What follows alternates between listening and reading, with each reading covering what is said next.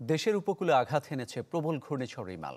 এতে কয়েক জায়গায় ভেঙে গেছে বাঁধ, লোকালয়ে ঠুকছে পানি। পটুয়াখালী এবং সাতক্ষীরায় প্রাণ গেছে দুজনের। এর মধ্যে দেশের উপকূলসহ মধ্যাঞ্চলেও এর প্রভাবে বৃষ্টি ও ঝোড়ো হাওয়া শুরু হয়েছে। আবহাওয়া অফিস জানিয়েছে 5 থেকে 6 ঘন্টা মোংলা ও পটুয়াখালী উপকূলে থাকবে ঝড়টি। পটুয়াখালীতে সর্বোচ্চ 89 কিলোমিটার গতিবেগ পাওয়া গেছে। এরই মধ্যে জোয়ার পানিতে প্লাবিত হয়েছে সুন্দরবনও। পানিতে তলিয়েছে করমজল সহ বনের উঁচু এলাকা। কয়রায় চেষ্টা চলছে বেড়িবাঁধ জোড়া দেয়ার। বরগুনা ভোলা সহ কয়েক স্থানে বেড়িবাঁধ ভেঙে গ্রাম প্লাবিত হয়েছে।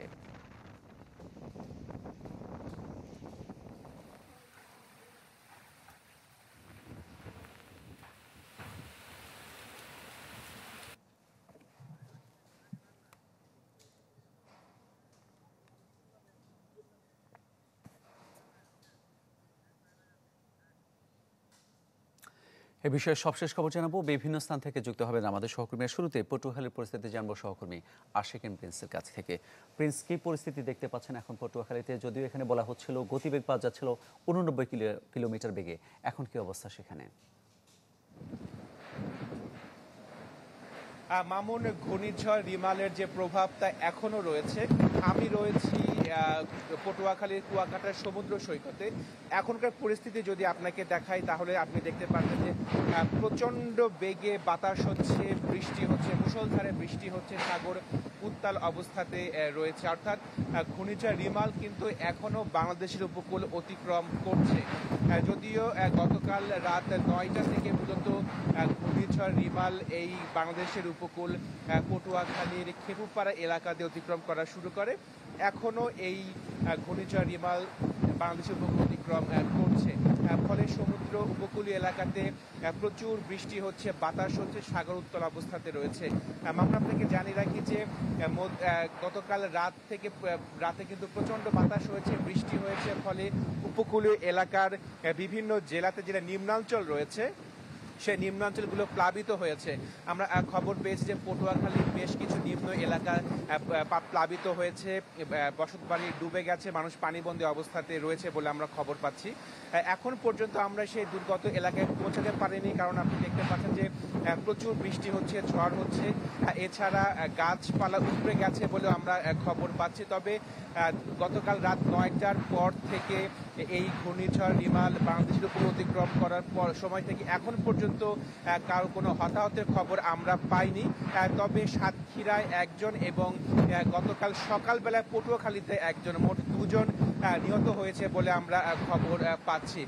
আরেকটি বিষয়, আবহাওয়া অফিস থেকে বলা হয়েছে যে ঘূর্ণিঝড় রিমাল এখনো বাংলাদেশের উপকূল অতিক্রম করছে, যা উত্তর দিকে ক্রমশ অগ্রসর হচ্ছে। এই যে বৈরী আবহাওয়া, এই বৈরী আবহাওয়ার কারণে পায়রা এবং মংলার সমুদ্র বন্দরকে 10 নম্বর মহাবিপদ সংকেত দেখিয়ে যেতে বলা হয়েছে এবং একই সঙ্গে চট্টগ্রাম এবং কক্সবাজার সমুদ্র বন্দরকে 9 নম্বর মহাবিপদ সংকেত দেখিয়ে যেতে বলা হয়েছে।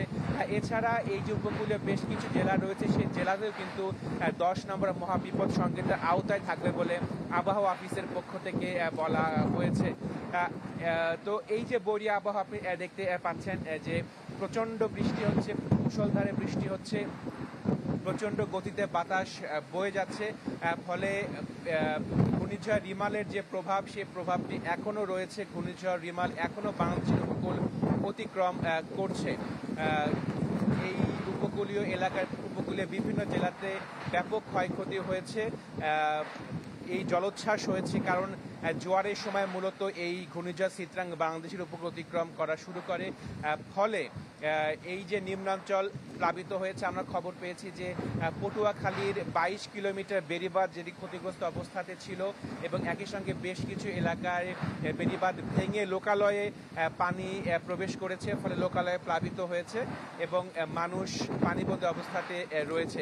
আপনাকে জানিয়ে রাখি যে গতকাল সন্ধ্যা পর্যন্ত এই উপকূল এলাকার মানুষ তারা আশ্রয়কেন্দ্রে যাওয়ার কোনো উৎসাহ বোধ করেনি। তবে যখন ঘূর্ণিঝড়ের মাত্রা বেড়েছে, প্রচণ্ড বেগে প্রবল ঘূর্ণিঝড় হিসেবে ঘূর্ণিঝড় রিমাল এটি অতিক্রম করেছে, বাংলাদেশের উপর অতিক্রম করছে, তখনই মূলত উপকূলীয় এলাকার মানুষ তারা আশ্রয়কেন্দ্রে গিয়ে আশ্রয় নিয়েছেন। তবে একটি বড় অংশই কিন্তু তারা আশ্রয় কেন্দ্রে যাননি, তার নিজের ঘরে অবস্থান করছিলেন। ফলে সকালবেলায় আসলে আমরা এখন বুঝতে পারবো যে এই ঘূর্ণিঝড় রিমালের যে তাণ্ডব লীলা কি পর্যায়ে ছিল। দুর্গত এলাকায়, মামুন দুর্গত এলাকায় আমরা এখন পর্যন্ত পৌঁছাতে পারিনি, কারণ প্রচণ্ড বৃষ্টি হচ্ছে, প্রচণ্ড ঝড় হচ্ছে। যখন আমরা সময় পাবো অথবা সুযোগ পাবো দুর্গত এলাকায় পৌঁছে, আমরা দুর্গত এলাকার যে সর্বশেষ তথ্য সেটি আমরা আপনাকে জানাতে পারবো। মামুন। জি প্রিন্স, অনেক ধন্যবাদ আপনাকে। নিশ্চিত করে আমরা আবারও আপনার কাছে ফিরবো পরে যখন দরকার হবে। এই পর্যায়ে যুক্ত হয়েছেন বাগেরহাট থেকে আমাদের সহকর্মী আরিফুল ইসলাম। চলে যেতে চাই তার কাছে। আরিফ, ঘূর্ণিঝড় রিমালের পরিস্থিতি এখন সেখানে কেমন একটু জানাবেন, আর গত রাতের তুলনায় জোয়ারের পানি কিছুটা কমেছে কিনা?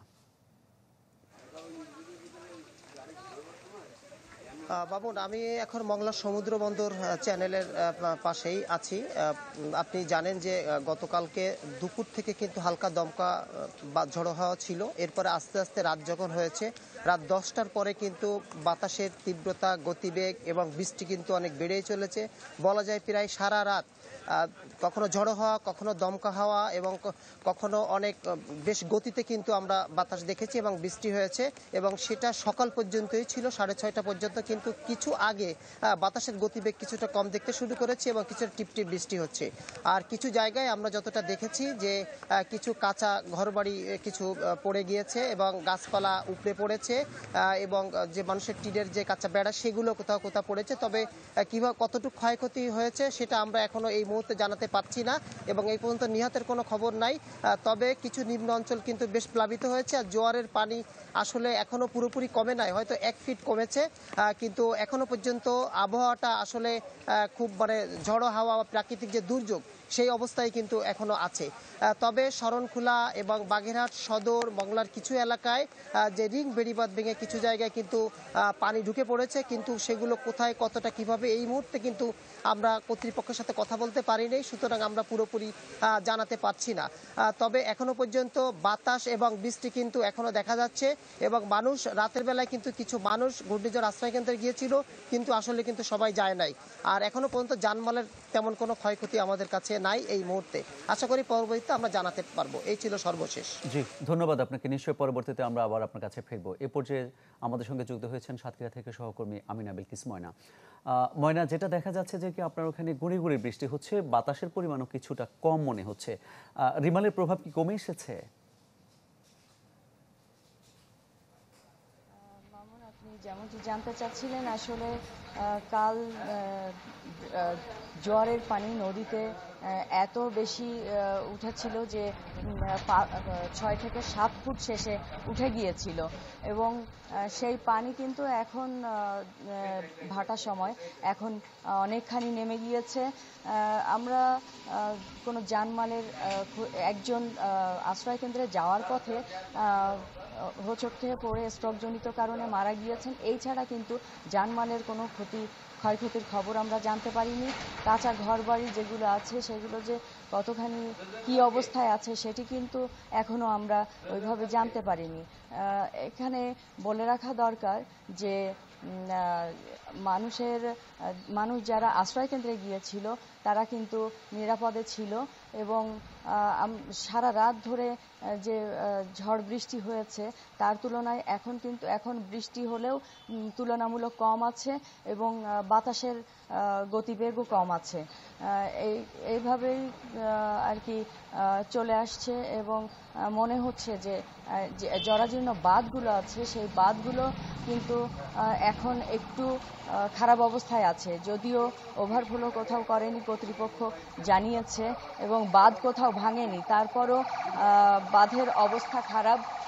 হয়তোবা আবার জোয়ার এলে কি অবস্থা হবে সেটি এই মুহূর্তে বলা যাচ্ছে না। এই ছিল রেমালের সর্বশেষ পরিস্থিতি। মামুন। জি আমিনা বিলকিস ময়না, আপনাকে ধন্যবাদ। সাতক্ষীরা থেকে এবার আমরা রাজধানীতে ফিরতে চাই। দেশের মধ্যাঞ্চলে রিমালের প্রভাবে বৃষ্টি হচ্ছে। রাজধানী তেজগাঁও থেকে যুক্ত হচ্ছেন সহকর্মী সজল শাইখ। সজল, এই রিমালের প্রভাব রাজধানীতে কেমন পড়ছে? যদিও সকাল থেকে আমরা গড়ে গড়ে বৃষ্টি দেখতে পাচ্ছি, বৃষ্টিপাতের পরিমাণ কেমন এবং এটি জনজীবনে কি প্রভাব ফেলেছে?